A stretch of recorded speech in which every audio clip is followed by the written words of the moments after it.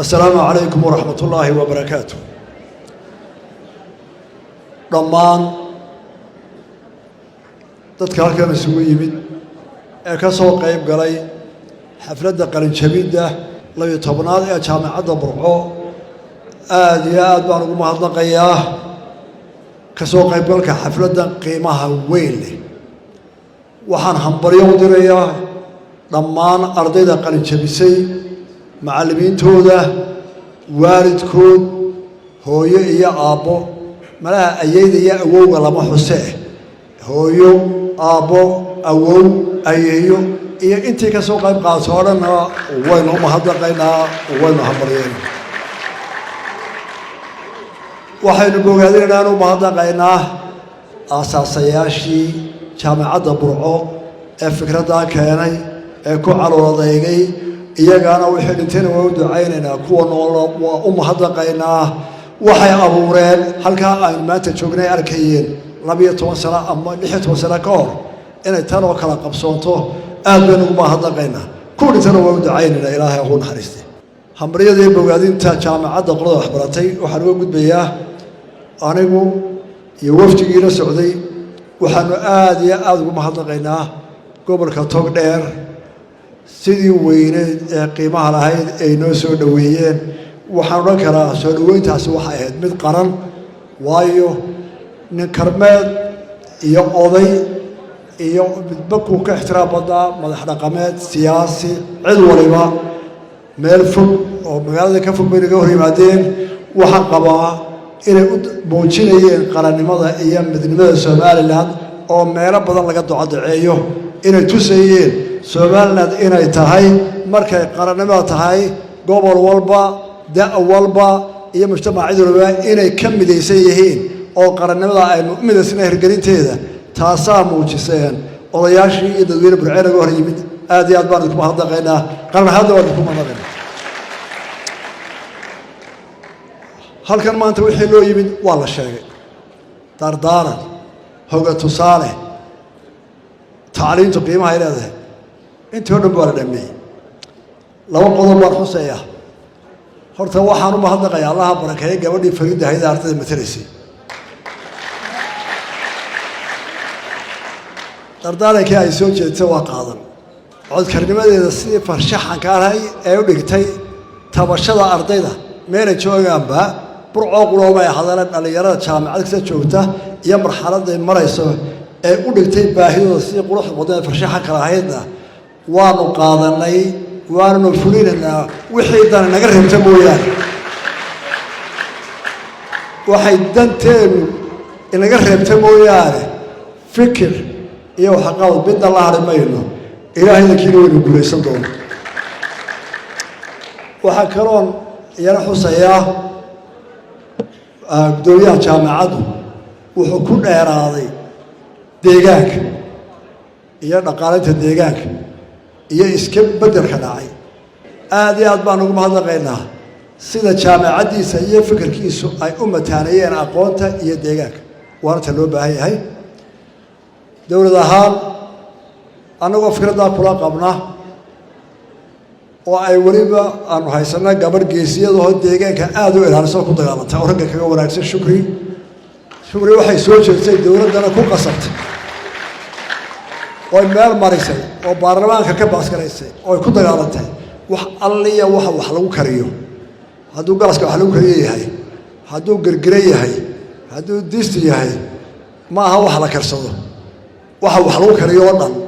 inay dowladda bilaa cashuur ku soo degayso meel kasta ka soo degayaan labada qodob ayaga xusuus hadalladii wanaagsanaa ee halkan ka baxay halkan waxaynu ku heshiisnahay waa xaflad qalin jabadeed waa xaflad farxadeed marka waa inaan siyaasadda lagaga hadlin taana waa idin ogolaa siyaasadda inaan ka hadlin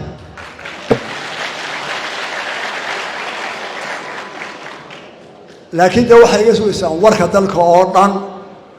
adigaa dalka oo dhan dee u odayehe bal dalkii ka warrab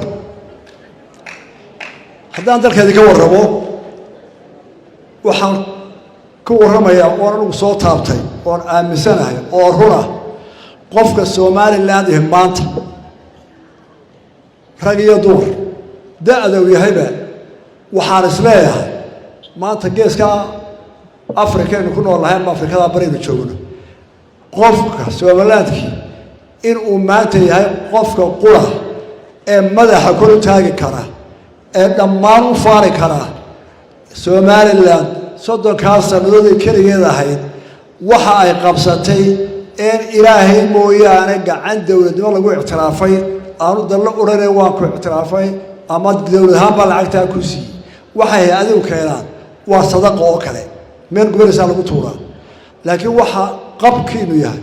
oo mustaqbalkaagu inuu fiican ka dhex arkaysaa oo aad ku kalsoon tahay oo aanay cidina kula qabin oo ilaahayna siiyey inaynu dalkeenna u dhisnay si ka dhismo wanaagsan oo ka horumarsan oo ka dheeraynaya dhammaan intaynu jaarkana hal ictiraafsan yahay caalamku dhawa taasina waa duwadaaga dadka Somaliland waa ayo dalka aan la ictiraafin ee waliba loo dardaar wariyada dagaalamaya ee dhinac walba horumarka kowka ah mandaqada aynu ku leenahay dalka intaas oo jaamacadood samaystay iyadoo oo aanay cidina maalgelin jaamacada aanay gelin ee waliba waxa ay sameeyeen aan deyn baanay nagu lahayn dowladna ugu lahayn soo ilaahay nimcadii ma hayo waxaan ku faano ilaahay ma hadnaqo niyad jabka dadka qaarkii ay sameeyaan ee warka Soomaaliland meel la ictiraafin miisaanid badan lahayn abaar ku soo noqdeen anigu taa ma arko xaqiiqadeedana waxaan u arkaa Soomaaliland dhibaato kasta oo dabeecadda ka hortay way ka hortagtay oo way ka badbaad horumar kastana iyada gacanteeda ku samaysatay magaalo waliba 100 jeer bay la bilaabatay qolada waayiin oo tirada sameeyay master plan-ka magaalooyinka loo sameeyay labada magaalo ee mid waliba inta ay ahayd 10 sano ka hor 100 goor Lebanon ay ka weynaatay waa burciye bowrama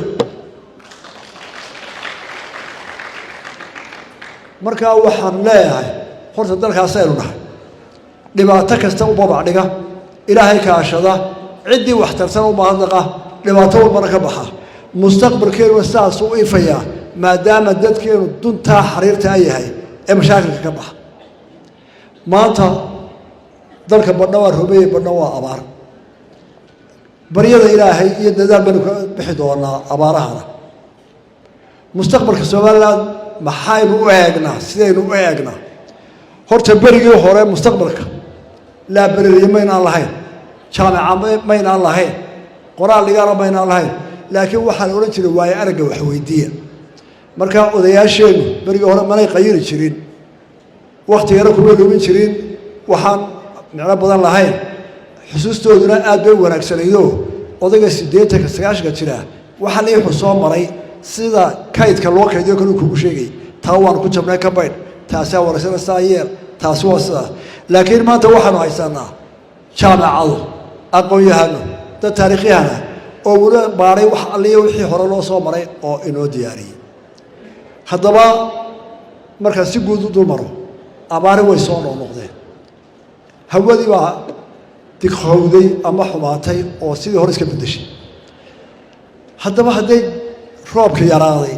oo xoolihii iyo daaqii inaga yaraadeen dadkiina kordhaayo maxaa inoo tala qof wal oo mutacallima qof wal oo daa waay araga waa su'aal taala waxa la taladu waa baadi qof helaya lama yaqaan ma ina yarba ma gabarba ma odayba irale sheekhba waa baadi talada dadka raadi aniga waxay la tahay marka dad badan oo wareysay ee raayiga goboladii dalku dhan soo ururiyay hal mustaqbal baa aad isku raacsan inuu kaga bixi karo wax hawadiis badashay waxay noo keentay nolosheenii ahayd xoolo dhaqashada inay adkaatay inay si hor u socoto marka fikirku wuxuu noqonayaa mustaqbalka dadkeena maskaxdiisa waa in u jeedinaa inay badda ka faa'iideystaan badda Soomaalidu way ka baqataa ma naqaano ninka xeebta joogana inta daran baa loo arkaa laakiin khayraadka badda u batay jaamiciinta iyo researchka la sameeyo iyo aqoonyahanka waxaan soo jeedinayaa inaanu ka fakiro dadkeenan ama ay la yiraahdo barakacayaasha ama dhalinyarada mustaqbalka shaqadoonka inaanu ka fikirno sidaynu u dejin lahayn xeebaha oo ay u abuuri lahaayeen nolol dhaqaale leh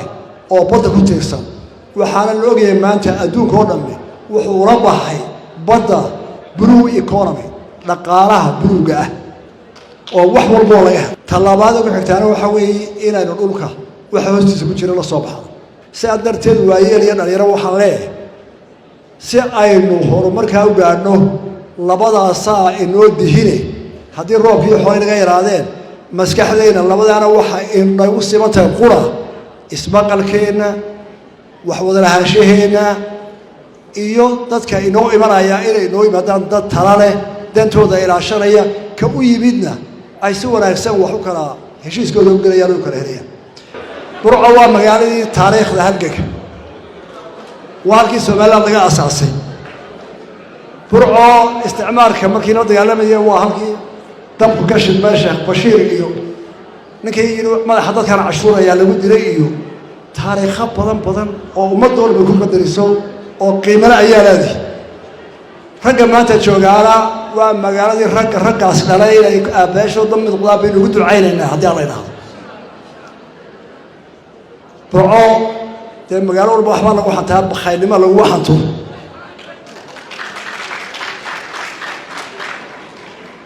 kaftan